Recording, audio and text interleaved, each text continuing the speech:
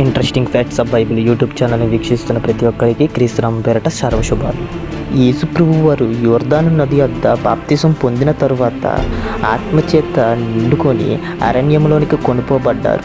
ఈ అరణ్యంలోనే 40 దినములు యేసుప్రభు వారు ఆహారమును పుచ్చుకొనక పానము చేయక ఉపవాసం ఉండి శోధింపబడినది ఇక్కడే సాతాను చేత 3 పరీక్షలను యేసుప్రభు వారు ఎదుర్కొన్నారు. ఇక్కడే నీవు దేవుని కుమారుడివైతే ఈ రాళ్లను రొట్టెలుగా చేసుకుని ఆహారముగా చేసుకుని తినమన్నది ఇక్కడే. అలాగే దేవాలయము పైకి యేసుప్రభు వారిని తీసుకుని వెళ్ళి నీవు దేవుని కుమారునివైతే ఇక్కడి నుంచి దూకుమని తండ్రి అయిన దేవుడు నీ కొరకు దేవదూతలను కాపాడమని ఆజ్ఞాపిస్తాడని చెప్పినది ఇక్కడే.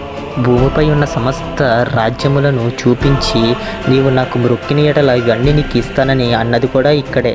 కానీ యేసుప్రభు వారు సాతానికి వాక్యము చేత సమాధానమిచ్చి జయించారు.